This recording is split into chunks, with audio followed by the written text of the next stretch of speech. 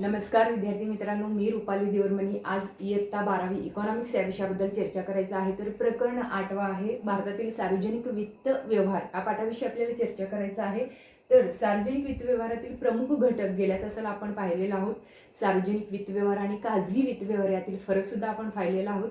आता आपण सार्वजनिक वित्त व्यवहारातील प्रमुख घटक, त्यातील पहिला प्रमुख घटक आहे सार्वजनिक खर्च आणि त्याचे वर्गीकरण पाहणार आहोत। सार्वजनिक खर्चाचे वर्गीकरण पाहत असताना प्रथमतः आपल्याला सार्वजनिक खर्च म्हणजे काय याविषयी माहिती घ्यायचं आहे आणि त्यालाच काय म्हटलं जातं, सार्वजनिक खर्च म्हणजे केंद्र शासन, राज्य शासन आणि स्थानिक स्वराज्य संस्था यांनी नागरिकांचे संरक्षण, त्यांच्या सामूहिक गरजांची पूर्ती आणि लोकांच्या आर्थिक व सामाजिक कल्याणासाठी केलेला खर्च म्हणजे सार्वजनिक खर्च होय।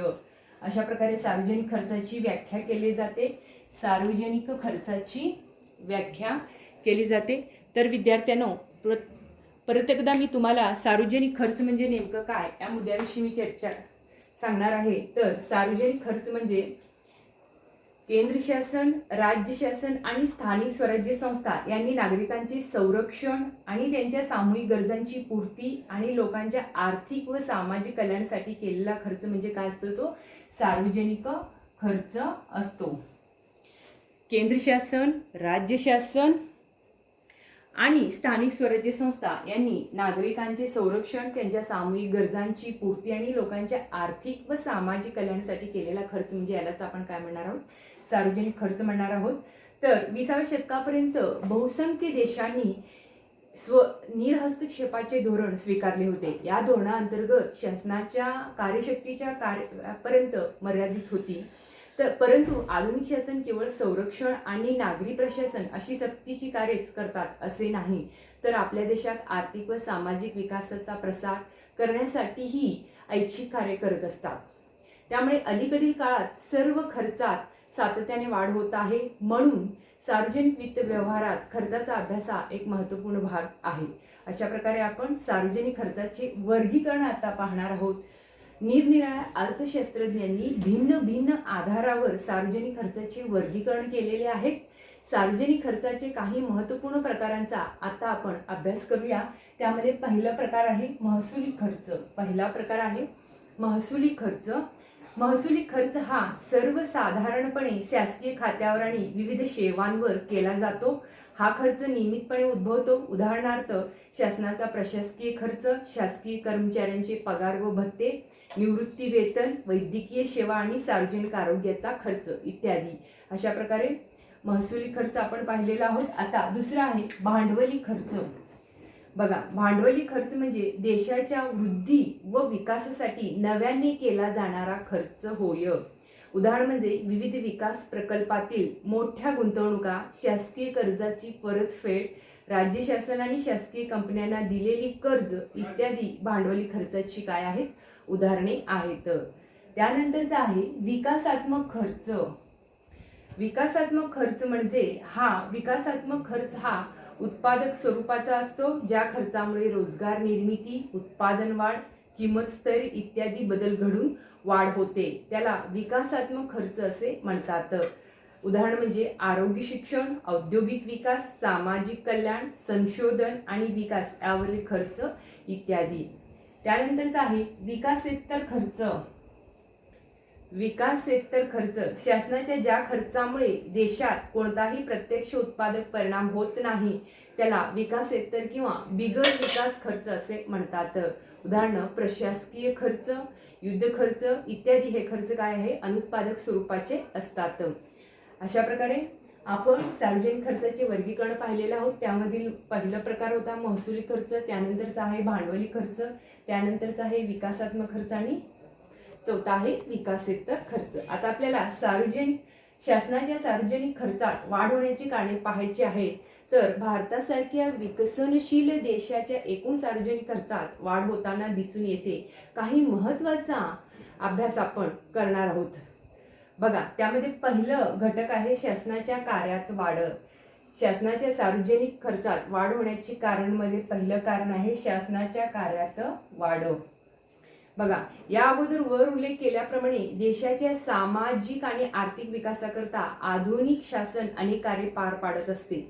शिक्षण प्रसार म्हणा, सार्वजनिक आरोग्य म्हणा, सार्वजनिक बांधकाम म्हणा, मनोरंजन म्हणा, समाज कल्याणकारी योजना इत्यादी बाबींचा या कार्यात समावेश होतो.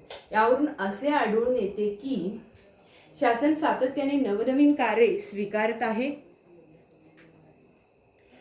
आणि जुनी कार्ये अधिक कार्यक्षमतेने मोठ्या प्रमाणावर पार पाडत आहे. यामुळे सार्वजनिक खर्चात काय आहे, वाढ होत आहे. बघा, परत एकदा सांगते मी, शासनाच्या कार्यात वाढ. या अगोदर उल्लेख केल्याप्रमाणे देशाच्या सामाजिक आणि आर्थिक विकासाकरता आधुनिक शासन अनेक कार्य पार पाडत असते. एक शिक्षण प्रसार आहे, सार्वजनिक आरोग्य आहे, सार्वजनिक बांधकाम, मनोरंजन, समाज कल्याणकारी योजना इत्यादी बाबींचा या कार्यात समावेश होतो. यावरून असे आढळून येते की शासन सातत्याने नवनवीन कार्य स्वीकारत आहे आणि जुनी कार्य अधिक कार्यक्षमतेने मोठ्या प्रमाणावर पार पाडत आहे. त्यामुळे सार्वजनिक खर्चात काय होते, वाढ होते. त्यानंतरचं दुसरं आहे लोकसंख्येची वेगाने होणारी वाढ. वेगाने होणारी वाढ. बघा, भारतासारखे विकसनशील देशाची लोकसंख्या वेगाने वाढत आहे. इसवी सन 2011च्या जनगणनेनुसार ती लोकसंख्या 121.2 कोटी इतकी होती. परिणामी वाढत्या लोकसंख्येच्या गरजांची पूर्ती करण्यासाठी शासनाला अधिक खर्च करावा लागतो. बघा, लोकसंख्येची वेगाने होणारी वाढ ही सुद्धा काय आहे, सार्वजनिक खर्चात होणारी वाढीचं एक महत्त्वपूर्ण कारण आहे. कारण भारतासारख्या विकसनशील देशाची लोकसंख्या ही कसं आहे, वेगाने वाढत चाललेली आहे. इसवी सन 2011च्या जनगणनेनुसार ती लोकसंख्या किती होती, 121.2 कोटी इतकी होती. परिणामी काय झालेला आहे, वाढत्या लोकसंख्येची गरजांची पूर्तता करण्यासाठी शासनाला अधिक खर्च हा करावा लागणार आहे, करावा लागतो आहे. पुढचं आहे वाढते शहरीकरण. बघा, वाढते शहरीकरण ही सध्याची जागतिक स्थिती आहे. यामुळे पाणी पुरवठा म्हणा, रस्ते, ऊर्जा, शाळा आणि महाविद्यालय, सार्वजनिक वाहतूक, स्वच्छता इत्यादीवरील शासनाच्या खर्चात काय होते, वाढ होते. अशा प्रकारे वाढते शहरीकरण हे सुद्धा काय आहे, सार्वजनिक खर्चात वाढ होण्याचं एक महत्त्वपूर्ण कारण आहे. चौथा आहे संरक्षण खर्चात वाढ. बघा, आधुनिक काळात अस्थिर व असमंजस आंतरराष्ट्रीय संबंधामुळे युद्ध नसतानाही संरक्षण खर्च वाढत असतो. आधुनिक काळात अस्थिर व असमंजस आंतरराष्ट्रीय संबंधामुळे युद्ध नसतानाही संरक्षण खर्च हा काय असतो, वाढत असतो. त्यानंतरचा पाचवा आहे लोकशाही शासन पद्धतीचा प्रसार. लोकशाही शासन पद्धतीचा प्रसार. बघा, जगातील बहुसंख्य देशांमध्ये लोकशाही शासन पद्धती आहे. नियमित निवडणुका व इतर बाबीमुळे लोकशाही शासन पद्धती ही काय आहे, खर्चिक ठरते. त्यामुळे शासनाच्या एकूण खर्चात सतत वाढ होत जाते. त्यानंतरचा आहे सहावा भाववाढ.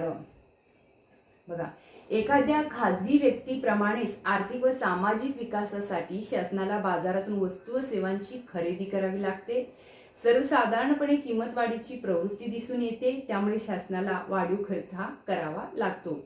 अशा प्रकारे भाववाढ हे सुद्धा काय आहे, सार्वजनिक खर्चात वाढ होण्याची कारण आहे. परत एकदा बघा, एखाद्या खाजगी व्यक्तीप्रमाणेच आर्थिक व सामाजिक विकासासाठी शासनाला बाजारातून वस्तू व सेवांची खरेदी करावी लागते. सर्वसाधारणपणे किंमत वाढीची प्रवृत्ती दिसून येते. त्यामुळे शासनाला वाढीव खर्च हा करावा लागतो. त्यानंतरचा सातवा आहे औद्योगिक विकास. बघा, औद्योगिक विकासामुळे अर्थव्यवस्थेत उत्पादन वाढ, रोजगार वाढ व एकूण वृद्धी घडून येते. म्हणून औद्योगिक विकासासाठी शासन मोठ्या प्रमाणावर प्रयत्न करते. त्यात विविध योजना आणि कार्यक्रमावर खर्च करते. परिणामी एकूण खर्चात हे काय होते, वाढ होते. अशा प्रकारे औद्योगिक विकास हे सुद्धा काय आहे, सार्वजनिक खर्चात वाढ होण्याची कारण आहे. आठवा आणि शेवटचा आहे आपत्ती व्यवस्थापन. बघा, अलीकडील काळात भूकंप, पूर, वादळे, सामाजिक अशांतता अशा नैसर्गिक व मानवनिर्मित आपत्ती वारंवार घडून येताना दिसत आहेत. त्यामुळे शासनाला आपत्ती व्यवस्थापनावर मोठ्या प्रमाणावर खर्च करावा लागतो. परिणामी एकूण खर्चात काय होते, वाढ होते. आधुनिक शासन कल्याणकारी राज्यासाठी कार्य करते. त्यामुळे सार्वजनिक खर्चात वाढ होणे अपरिहार्य आहे. अशा प्रकारे आपत्ती व्यवस्थापनामुळे सुद्धा काय होतं, सार्वजनिक खर्चामध्ये वाढ होण्याची शक्यता असते. म्हणजे परत एकदा मी सांगते, अलीकडील काळात भूकंप, पूर, वादळे, सामाजिक अशांतता अशा नैसर्गिक व मानवनिर्मित आपत्ती वारंवार घडून येताना दिसत असून त्यामुळे शासनाला आपत्ती व्यवस्थापनावर मोठ्या प्रमाणावर खर्च करावा लागतो. त्यामुळे एकूण खर्चावर काय होतो, वाढ होतो. आधुनिक शासन कल्याणकारी राज्यासाठी कार्य करते, त्यामुळे सार्वजनिक खर्चात वाढ होणे हे काय आहे, अपरिहार्य आहे. अशा प्रकारे आपण आजच्या तासाला सार्वजनिक वित्त व्यवहारातील प्रमुख घटकांपैकी पहिलं घटक आहे सार्वजनिक खर्च, त्याचे वर्गीकरण. पहिला होता महसुली खर्च, भांडवली खर्च, विकासात्मक खर्च आणि विकासेतर खर्च. हे 4 वर्गीकरण त्याचे पाहिलेले आहोत. नंतरनं शासनाच्या सार्वजनिक खर्चात वाढ होण्याची कारणे पाहिलेले आहोत. त्यामध्ये पहिला आहे शासनाच्या कार्यात वाढ, दुसरा आहे लोकसंख्येची वेगाने होणारी वाढ आहे, तिसरा आहे वाढते शहरीकरण आहे, चौथा आहे संरक्षण खर्चात वाढ आहे, पाचवा आहे लोकशाही शासन पद्धतीचा प्रसार आहे, सहावा आहे भाववाढ आहे, सातवा आहे औद्योगिक विकास आहे, आठवा आहे आपत्ती व्यवस्थापन. अशा प्रकारे आजच्या तास इथंच संपतो. प्रत्येकाने शेअर करा, लाईक करा, कमेंट करा आणि सबस्क्राईब करा. नमस्कार.